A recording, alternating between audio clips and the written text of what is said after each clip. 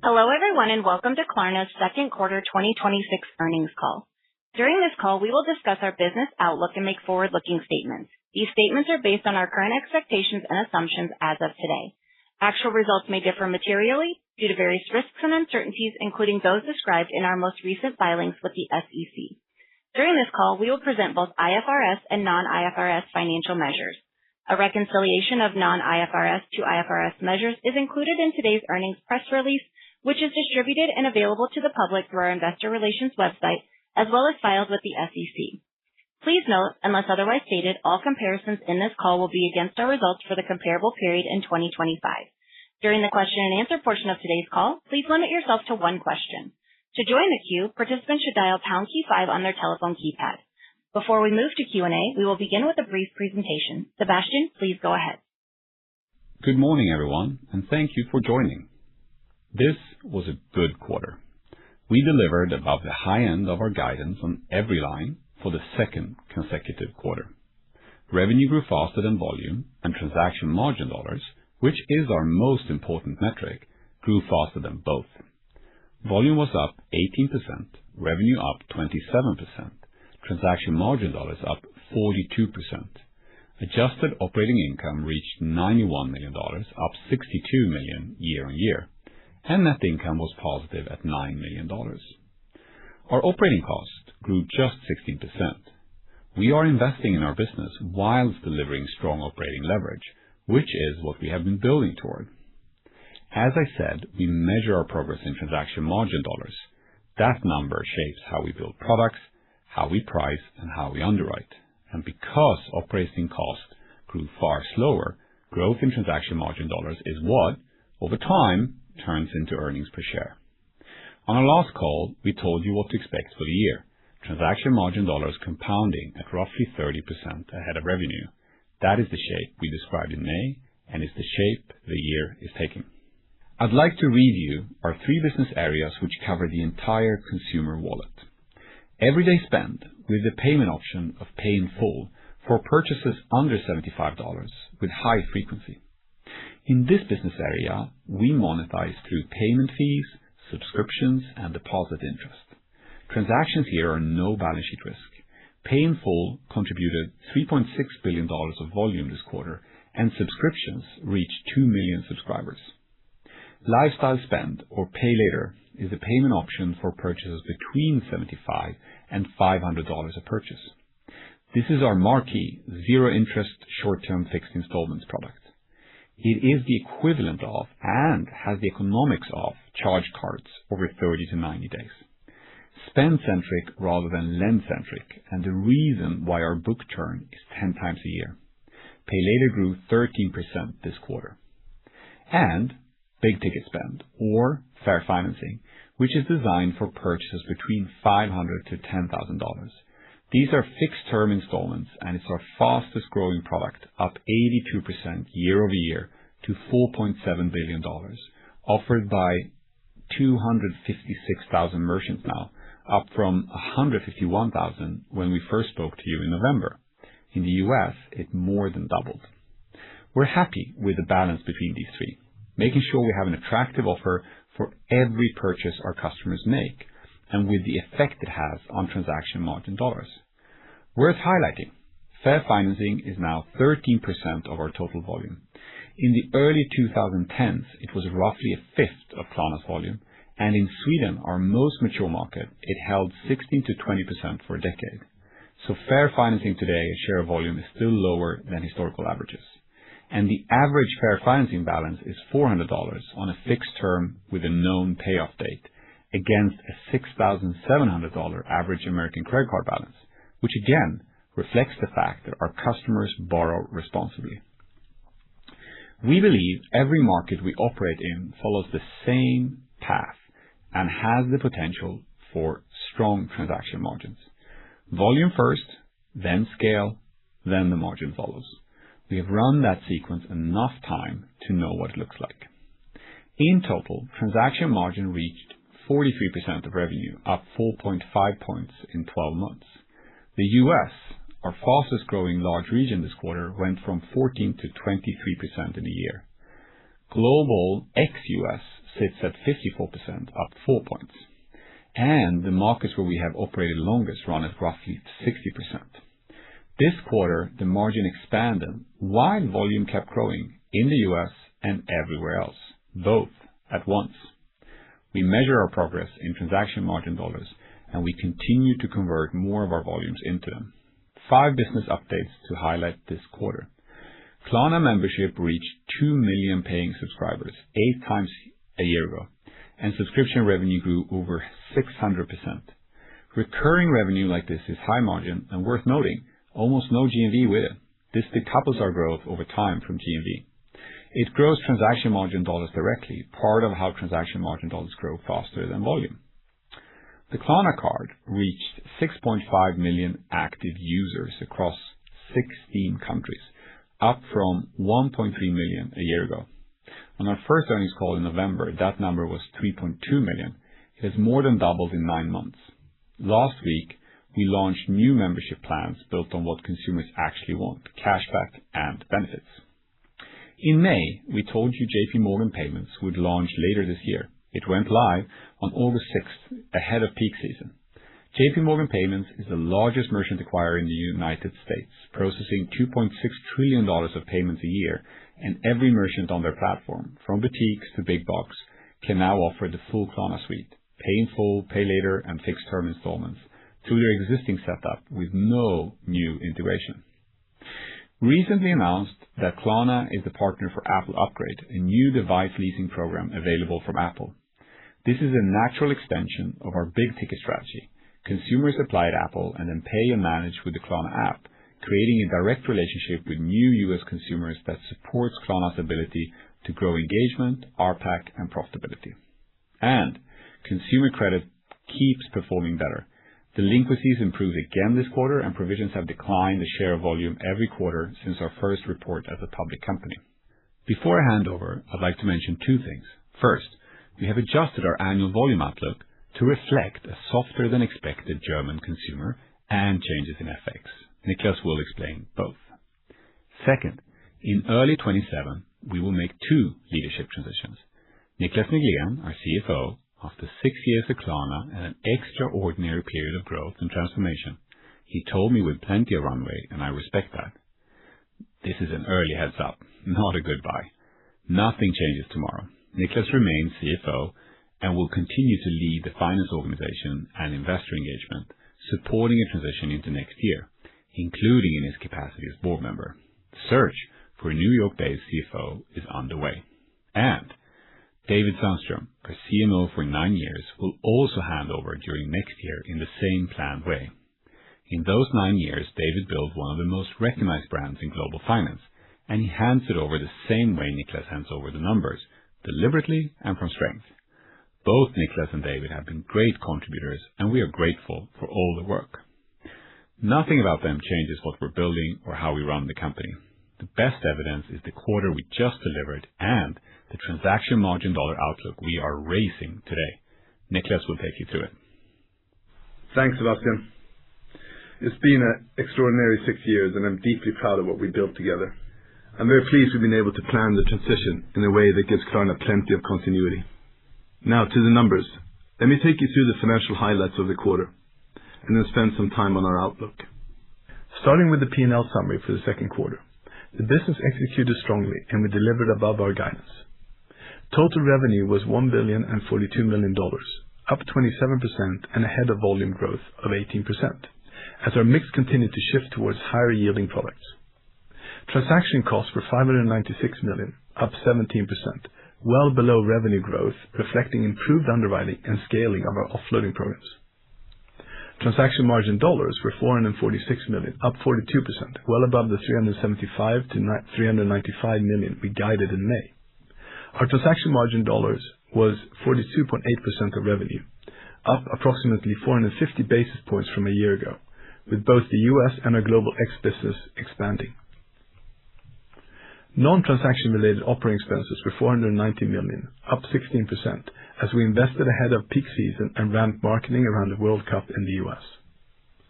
Our operating expenses growth is well below our revenue and TMD growth, and we expect to continue that, so TMD conversion is high. That gap of 42% TMD growth against 16% operating expense growth is operating leverage Sebastian described. 3 years ago, our transaction margin did not cover our adjusted operating costs. Today, roughly 56 cents of every additional transaction margin dollar reaches the operating line. That takes us to operating income of 27 million, an improvement of 73 million, and an adjusted operating income of 91 million, up 62 million. Net income was 9 million, with the basic diluted EPS of 1 cent, against a negative 14 cents a year ago. We are delivering real operating leverage, with volume, revenue, transaction margin, and profit each growing faster than the last.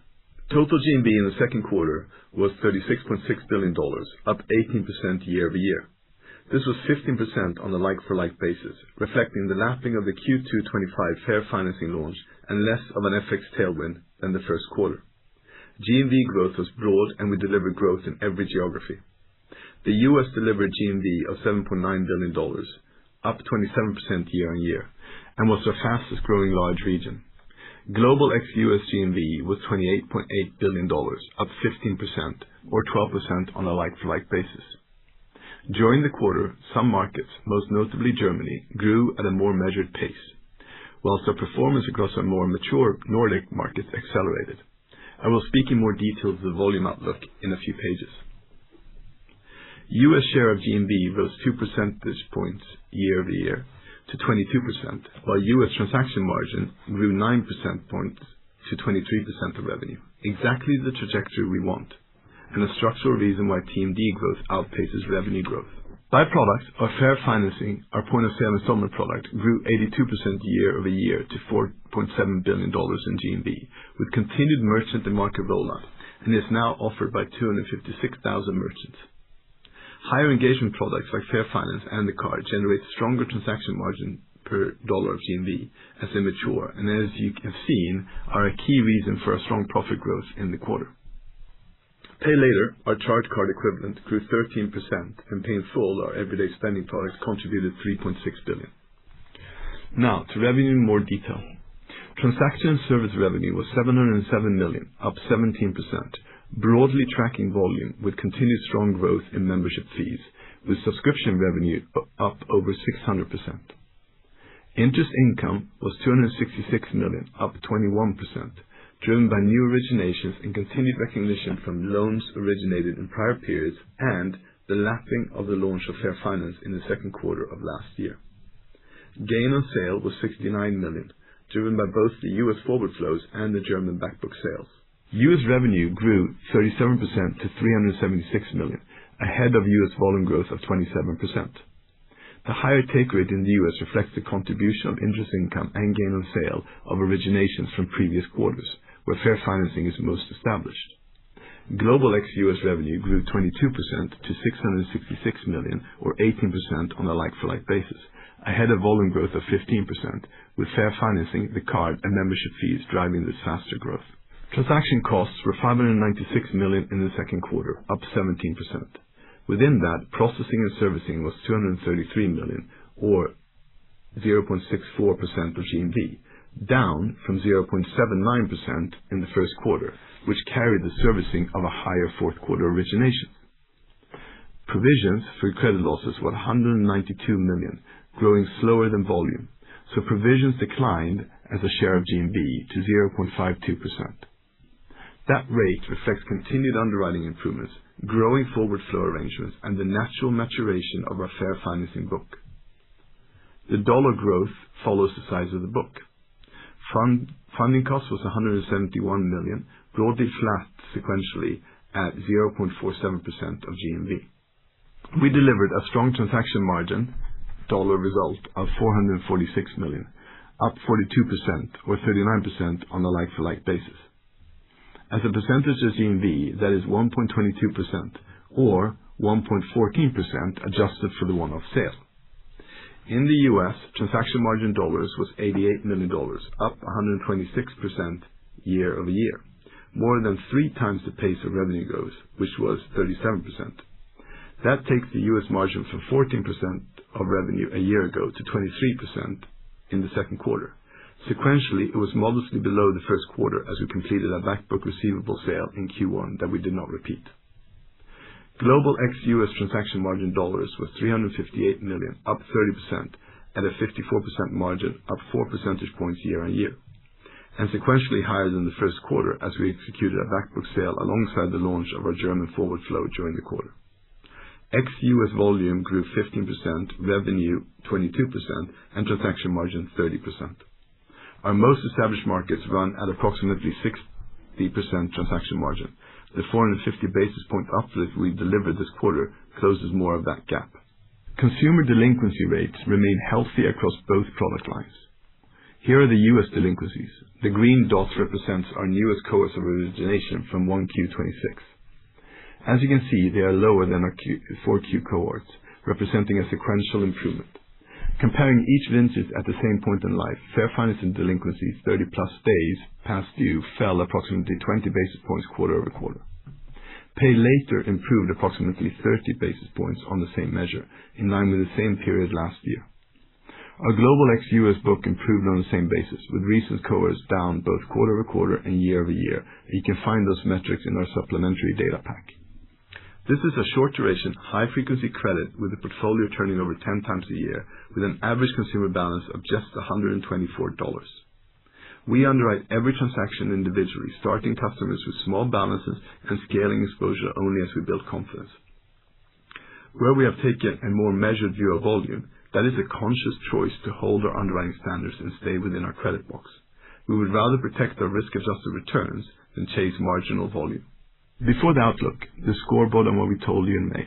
We said provisions would keep declining as a share of GMV. They did, from 55 basis points to 52. The third consecutive quarterly decline.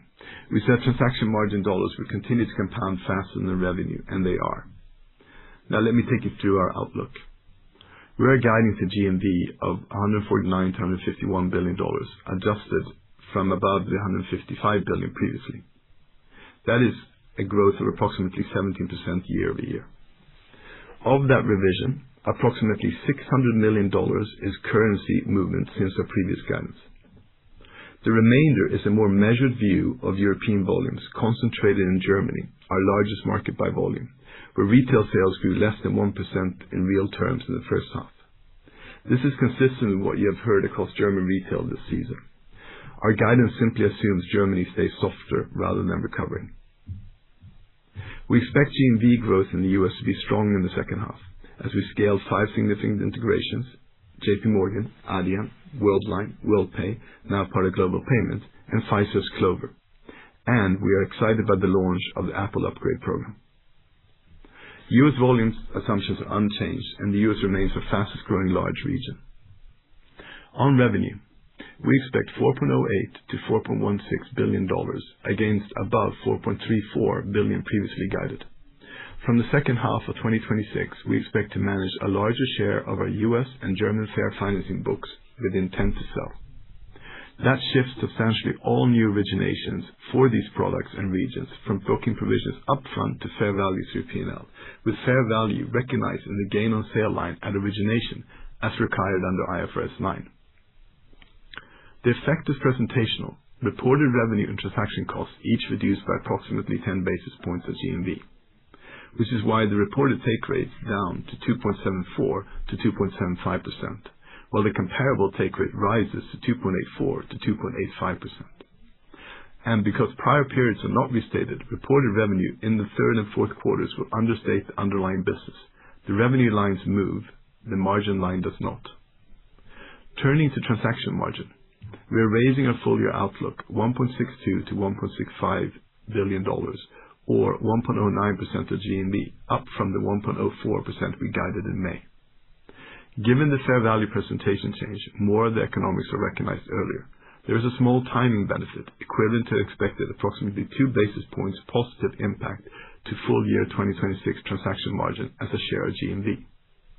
The rest comes from our better economics. Excluding the presentation change, stronger unit economics are expected to contribute between $40 and $50 million of TND for the year on lower volume. This change applies prospectively to new originations from the second half of 26. Prior periods are not restated, and loans already on our balance sheet continue to recognize interest income and provisions as previously. A video explaining this concept is available on our investor relations website. We are earning more on every dollar we process, driven by fair financing volumes, our offloading programs, the card, and the growing membership fees. We expect adjusted operating income of $280 to $300 million at 6.9 to 7.2% of revenue.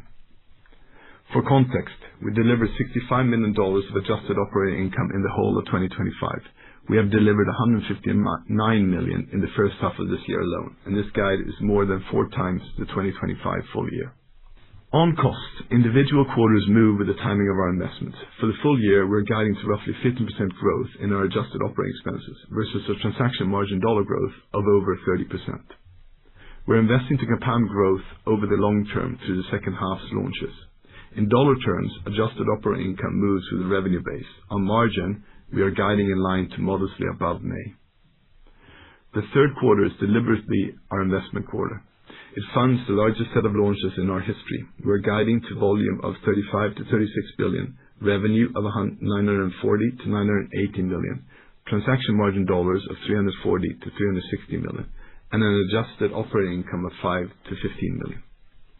The third quarter will be the highest level on the share-based payments in 2026, reflecting our vesting and our grant of our annual compensation review. Fourth quarter is where we expect that investment to show, with PSP and marquee merchants live ahead of peak season. We expect it to be a strong transaction margin quarter with strong drop-through to adjusted operating income.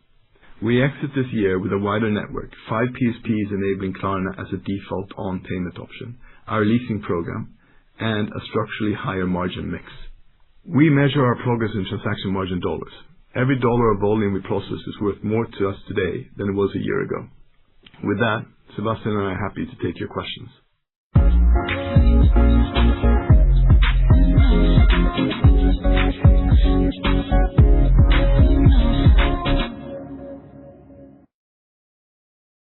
Thank you, Sebastian and Nicholas. We will now move to questions from the analysts. A friendly reminder that to join the queue, participants should dial pound key 5 on their telephone keypad, and please limit yourself to 1 question. Your first question comes from Will Nance from Goldman Sachs. Please go ahead.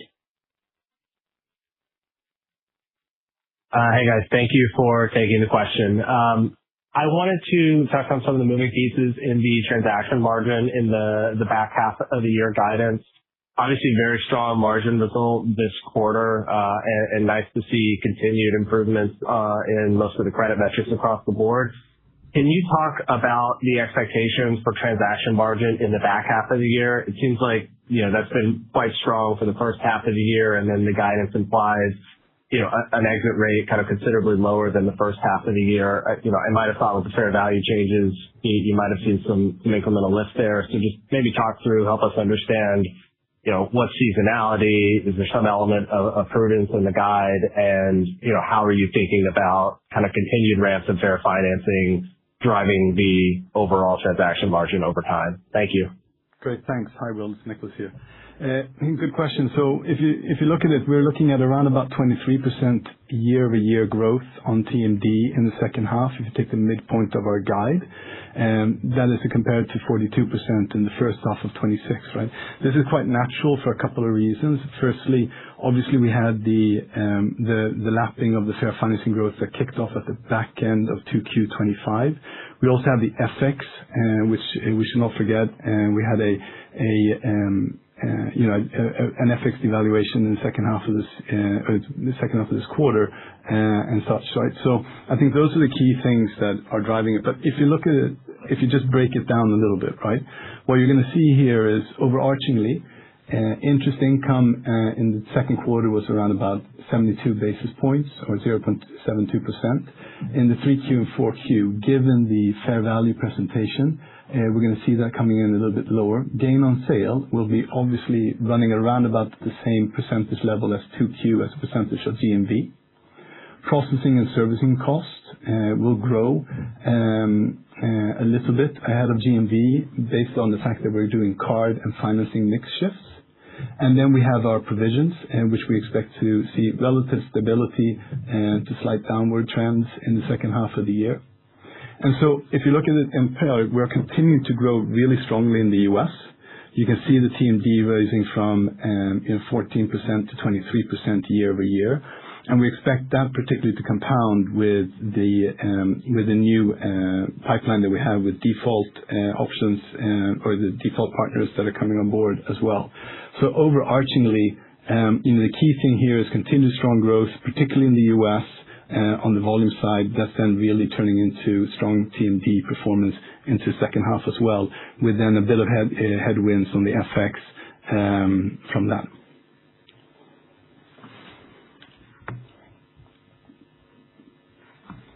Your next question comes from Rob Wildhack from Autonomous Research. Please go ahead. Hi, guys. Just to unpack the volume guide, can you give us some more details? It seems like you're attributing the slowdown there to the German market. I know it's about low 20% of revenue, but given the effect that region is having on the outlook, can you give us some color on GMV that comes from Germany, the mix between pay later and any fair financing, and then what kind of growth were you expecting for Germany earlier this year versus, what's the revised growth outlook for Germany embedded in your guidance today? Sure, great. So if you look at it, what we saw towards the back end of 2Q was a softening in basically the consumer discretionary spend in Germany.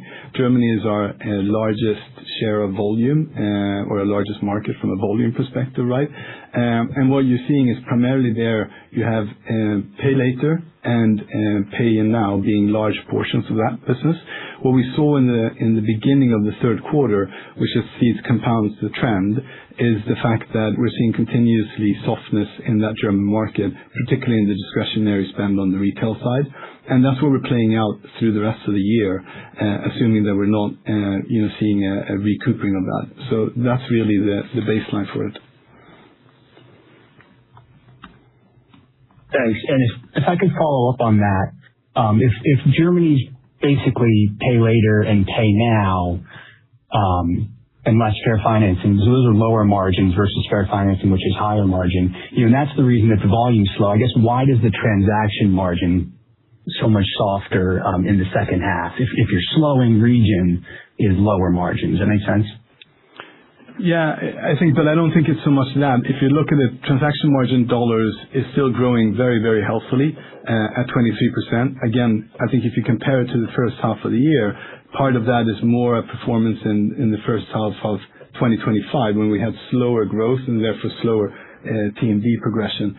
And so the comp was different there, right? In the second half, we're working against both the FX rebound, but also at the same time, we had a stronger growth in the second half of the year, particularly around fair financing in the US. So I think this is really around the US growth, more so than the softening of the German volumes regards to TMD.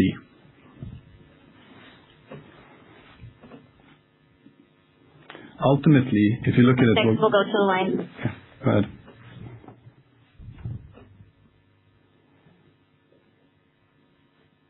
Next, we'll go to the line of Harshita Rawat from Bernstein. Please go ahead. Hi, good morning, Nicholas. We'll miss working with you. Best wishes.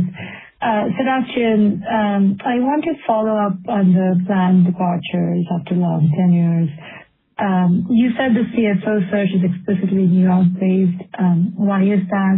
And also, should investors infer kind of any change in approach to funding, capital allocation, brand investments, U.S. expansion from this leadership change? Thank you. I'm sorry, can you repeat the second half of that question? I couldn't really hear, sorry. Yeah, no worries. So I think the second part of the question was, should investors infer any change in Klarna's approach to funding, capital allocation, investor engagement, U.S. expansion from this leadership change? Thank you. Got it. Well, look, I think that as we highlighted here, this is long-term forward-looking and planning. These transitions are expected to happen at the beginning of next year. Both Nicholas and David have been amazing contributors and build solid foundations within the organizations that will continue to operate. We plan to continue operating the way we have. When it comes in regards to New York in particular, it's obviously the case that Klarna continues to perform extremely well in U.S. It's our largest market by revenue, not yet by volume, as we heard in regards to Germany, but largest by revenue. And it's where we have over 30 million consumers. So having a stronger presence in New York is important to us. At the same time, we think it's also helpful to be close to the investor relations community and the stock market and so forth. Thank you. Your next question comes from James Fawcett from Morgan Stanley. Please go ahead.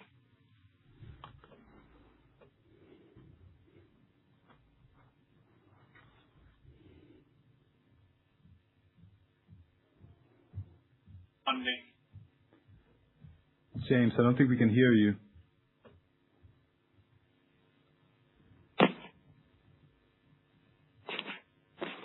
Hello, can you hear me now? Yes, now we can hear you, James.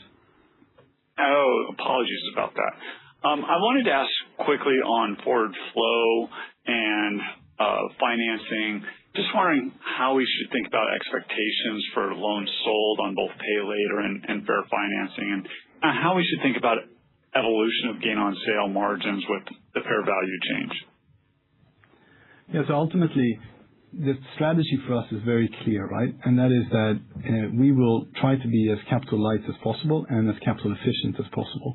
We have had very good success in building out these programs, and we are very focused particularly on the fair financing forward flows. And I think as we've ramped them up to a certain level now, we've come to the point where basically substantially all of our loans will be eligible to be sold in the second half of this year, and that's where we're making that fair value change, right? Ultimately, like I said, if you look at it in totality, we are guiding to about 1.09% of transaction margin TMD. And if you think of it from that perspective, about 2 basis points is pulled forward in that fair value view, which means that the gain on sale is basically going to be slightly flatter because you're adding more of it into the second half of the year. But at the same time, you're actually pulling up TMD. So what you fundamentally are doing, excluding the fair value, is improving the TMD for the volume base that we actually have. So as I said earlier on the call, right, we have about 1.9% of TMD in the guide. And if you back out the 2 basis points, we have 1.07%, right, in TMD. That's an actual raise versus the 1.04. And it actually means that we're adding about $40 to $50 million more of true transaction margin dollars, i.e., we're generating more transaction margin dollars for every dollar of volume that we bring in. Great. Thank you very much. And you may have missed it, but Nicholas, thank you very much for all your contribution. Good luck. Thank you. He will continue being with us for more earnings calls. So You'll hear from me. It's friendly of you to say that, but it will be more opportunities. Thanks, guys. Your next question comes from Brian Keane from Citigroup. Please go ahead.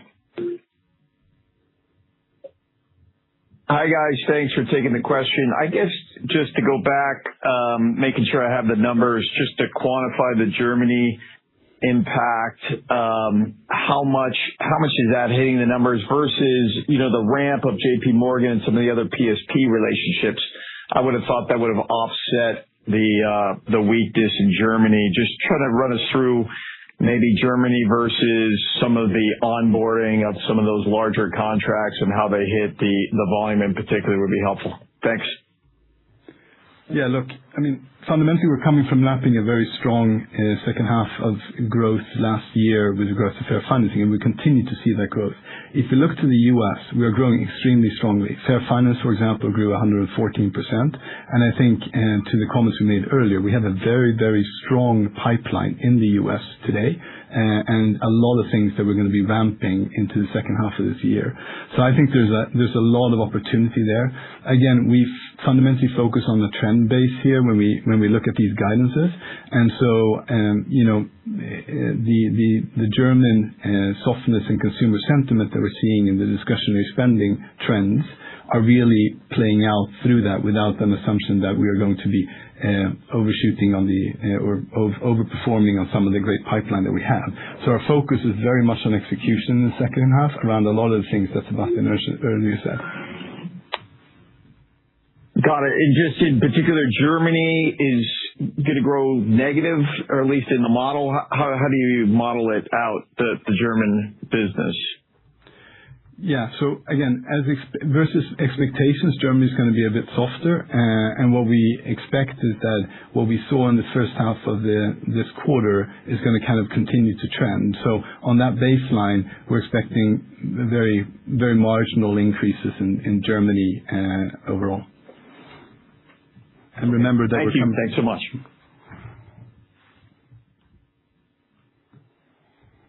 Your next question comes from Connor Allen from JP Morgan. Please go ahead.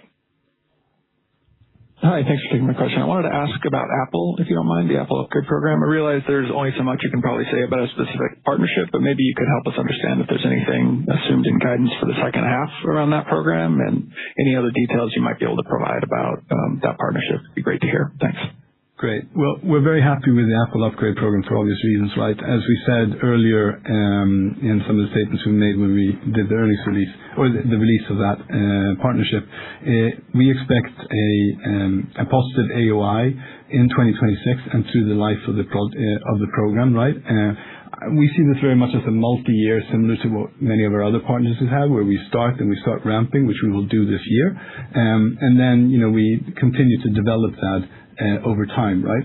So, like I said, we're very trend-focused here with regards to running a larger portfolio. That Apple partnership is a fantastic partnership, and I think can be very accretive over time. But we're focused now on the trend, and where we have in the guide is where we are. Thanks. Your next question comes from Jason Kupferberg from Wells Fargo. Please go ahead. Hi, good morning. Can you hear me? Yes. Great.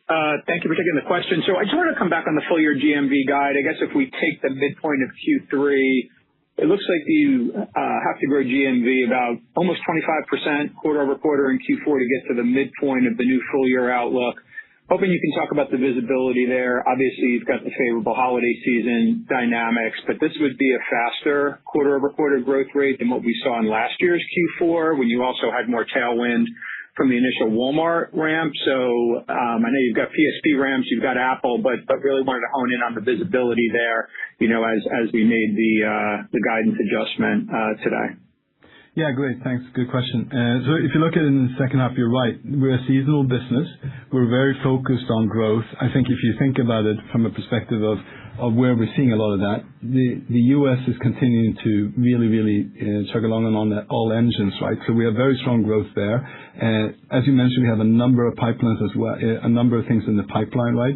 We're investing into not only the Apple upgrade, but also the default partnerships. I'd also mentioned the fact that, the card, particularly in the U.S., but also particularly in the Nordics, where we've launched fair financing and the card, we're seeing mid-teens growth in the Nordics, right? So there's a lot of really good things that are going on, and we haven't even started fully rolling out all of the features from the Nordics into the rest of Europe. So I think there's a lot of things to speak for the fourth quarter that builds up to the guide.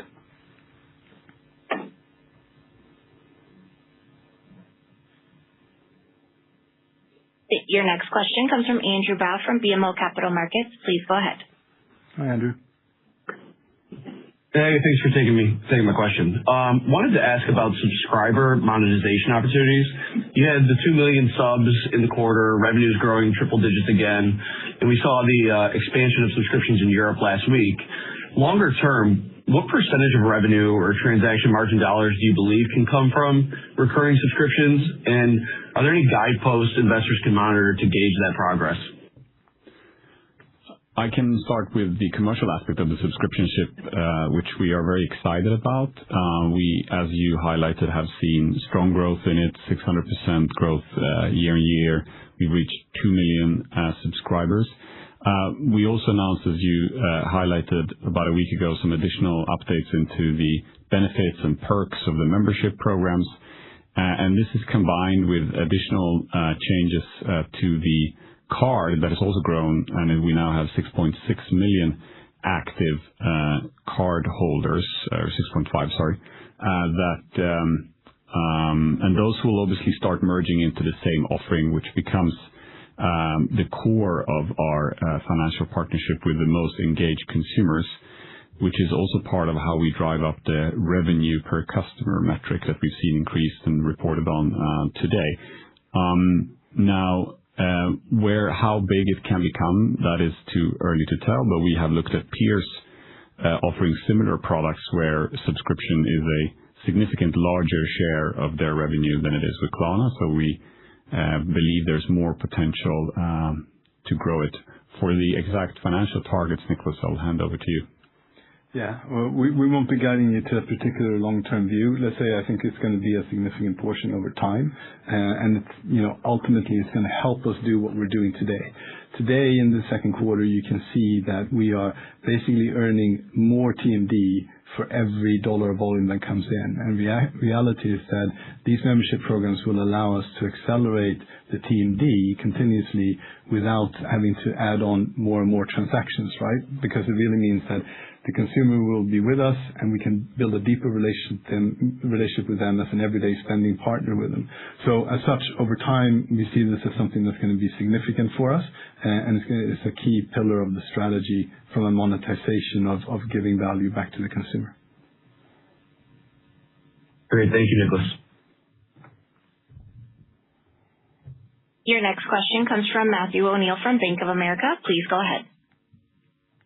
Hi, Matthew. Yeah, hi. Thanks so much, and congrats again, Nicholas. I was hoping I could follow up on the Apple upgrade program, particularly the accounting.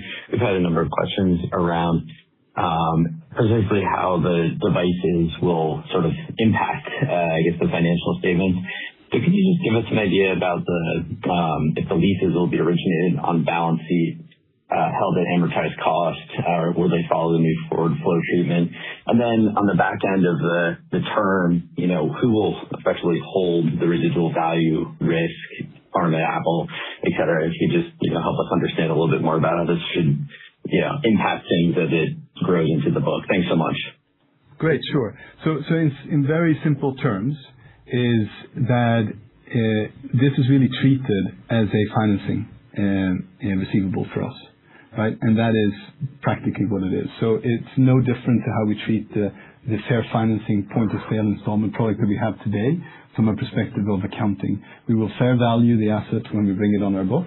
We have the optionality to offload it, and we will look at those things opportunistically based on the economics of it. And that's really the kind of extent of what I can talk about from a commercial agreement. But ultimately, the receivable is a financing receivable. Okay, understood. I guess we'll sort of wait to understand more as it comes, but with respect to the residual value? Yeah, again, as I said, if it's a financing receivable, I carry the receivable of the loan on my book. Okay, perfect. Thank you so much. I'll jump back in. Your next question comes from Harry Bartlett from Rothschild & Co. Redburn. Please go ahead.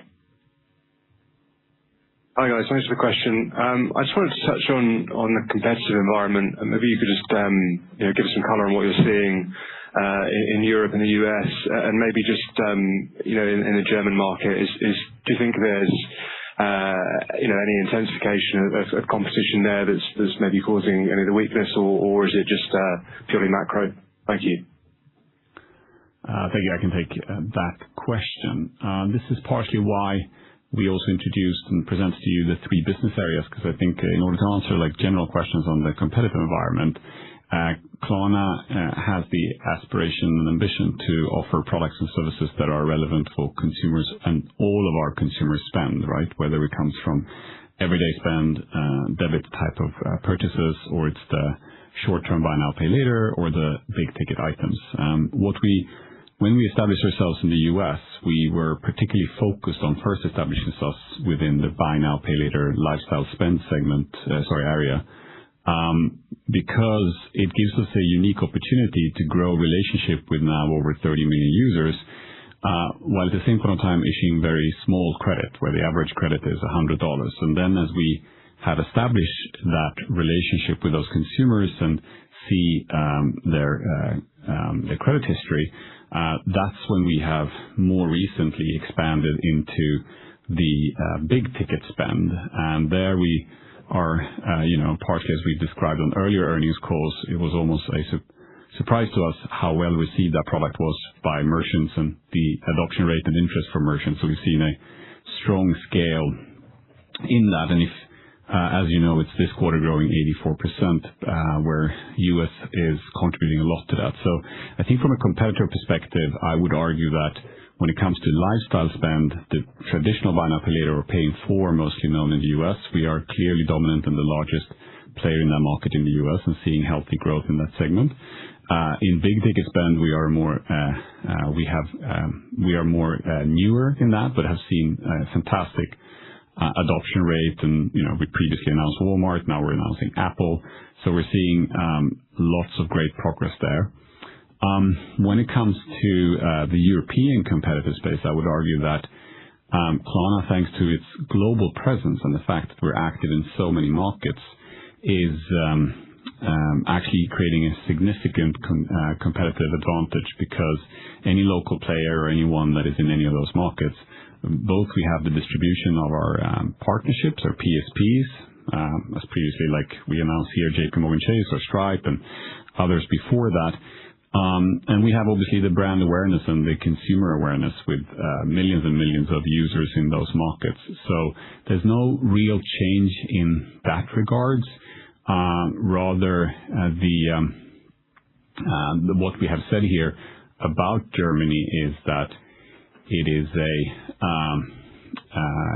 that we are seeing a softer than expected consumer sentiment in that market. Yep. Got it. Very helpful. Thank you. Your next question comes from Kyle Peterson from Needham. Please go ahead. Hi. Thank you for taking the question. I just wanted to touch on the guide a little bit. So appreciate all the color you guys gave on Germany in particular and the trends you guys are seeing there. So I guess my question would be, have you guys seen any volume curtailments in any other European or surrounding countries, either in the second quarter? And I guess what does the guidance assume in terms of transaction trends in some of these other European markets that are kind of surrounding Germany? Hi, thank you. So generally speaking, Germany is more pronounced. We have seen some softness here and there in pockets, but we run in 26 markets, and I'd note that it is a varied picture, right? If you take the Nordics as an example, I mentioned before, we're getting double-teen growth rates as we've expanded the fair financing and the card rollout there, and that's off a back of a market where we've been for a very long time and have a lot of share wallet already. So I think generally speaking, there's good growth in Southern Europe. There is a little bit of certain countries that might be growing a little bit slower than what we had expected. Ultimately, the larger point is here Germany, and why we're calling it out. From a consumer sentiment perspective, we're seeing that discretionary spend adjust. But ultimately, very, very good growth where we're seeing us expanding to more products and features and more partnerships. Got it. Thank you very much. Your next question comes from Thomas Nielsen from Nordea. Please go ahead. Thanks for taking my question. Q2 showed significant operating leverage with transaction margin dollars growing 42% against much slower cost growth. So looking ahead, if transaction margin dollars can grow at 20% plus, when do you see Klarna being able to achieve a double-digit or mid-teens adjusted operating margin? When in time, would you say? So if you look at it, you're right. Like we're growing really strongly. If you look at it overarchingly for the full year, right, and we're growing our transaction margin dollars at around about 32%, and our adjusted operating OpEx by about 15%. We're seeing very strong growth in the US, as we see here, both on the volume side, the revenue side, but that's really translating into an accelerated growth in our transaction margin dollars as well. Transaction margin dollars as a percentage of revenue went from 14% to about 23%. And we're expecting to see, growth in that through the quarters as well on a sequential basis. On that basis, we don't guide to a specific date, but I think we have the right traction in transaction margin dollars, the key metric that we're really focused on, both in the U.S., but also in global ex-U.S., right? Particularly in Europe, where you're seeing an expansion in that transaction margin dollar over time. So one should really look at a seasonal business that on the whole will fluctuate some quarters to quarters, but the overarching trend is moving in the direction that we have. And we have a long-term target of a 50% transaction margin dollars and 25% adjusted operating income. So we'll continue to move towards that direction, but we won't put a particular quarter to it. Okay, thank you. Your next question comes from Moshe Orenbuch from TD Cowen. Please go ahead. Hey, great, thanks. I was hoping to talk just a little bit about fair financing. You mentioned the growth in merchants and wondering whether that's going to continue. And is there interaction with respect to the card? I assume the card has a higher than average, kind of mix of fair financing. Could you talk about those two and its impact on the fair financing share of your total volume over time? Sure. I will start and hand over the second part to Nicholas. What we're seeing is that part of our global Klarna default distribution with our partnerships with PSPs is to make sure that every merchant that offers Klarna does not only offer one of our payment products, but all of them. And this has been a major focus of ours, which is partially what has driven the growth of number of merchants accepting. So you can still see that out of the over 1 million merchants that accept Klarna, we are now at about 250,000 offering fair financing. So there's still additional potential there to grow to make sure all of them offer all payment products. But obviously, they may also, some of them be in categories where there will be less spend in the size of $500 and above. So that is basically how it works. Now, with the card, we think about the card as like people love using Klarna online. They have, however, not had the opportunity to fully use Klarna offline. And so the card, in a way, is just a vehicle to bring these debit, the paying for opportunity, as well as the big ticket spend or fair financing products into the everyday purchases in the physical world. And so basically the same payment methods are available, but now through the utilization of a card in those stores. And this is the Debit Flex card that we've launched and seen great growth with, which we're very excited about. The rest I will hand over to you, Nicholas. Sure, thank you. Yes, I think just to add a little bit more color on the numbers there, right? It really depends on the maturity of the market right now, what we're seeing. So, in Sweden, where there is, deep penetration and usage of Klarna, you're seeing very much, more growth in the pay in full pair of the product as people use it for everyday spending, right? What you're seeing in some of the less mature markets, but are also that is growing, is really that they act exactly like with the card as they do online and with the merchant, right? So you're seeing much more of an equal split. So, the card is not changing as significantly the types of payments that we're making, but we're seeing that improving, right? So you'll see, for example, the U.S. pay in full, albeit on a very low base, is growing significantly faster now, which is this proof that the more we engage with consumers with this product, the more they're using more of the types of spending products that we can support them with. Great, thank you. Your next question comes from Giuliano Bologna from Compass Point. Please go ahead. Good morning. Just checking up on the Apple partnership. I realize that you already answered a handful of questions around that, but it seems like the type of program that has the potential to be relatively large over time, and you have a little more duration on those assets. When you think about the funding strategy for that, do you think you'd plan on continue to focus on trying to offload a lot of those off balance sheet, just because there's a lot of potential that could create a lot of balance sheet growth and capital consumption over time? So look, we plan our capital for the long term, right? And we have the optionalities of all the tools in our toolkit. We will offload if we think that the economics make sense with regards to the Apple leasing product, right? But ultimately, we look at this as a portfolio as a whole, and as such, that is, we don't see it as one or the other, but rather we give ourselves the optionalities, and then we see what makes most sense in the market. Yeah, that's helpful. And then maybe thinking about just the current balance sheet composition, I noticed there's been a tick down in your deposit funding.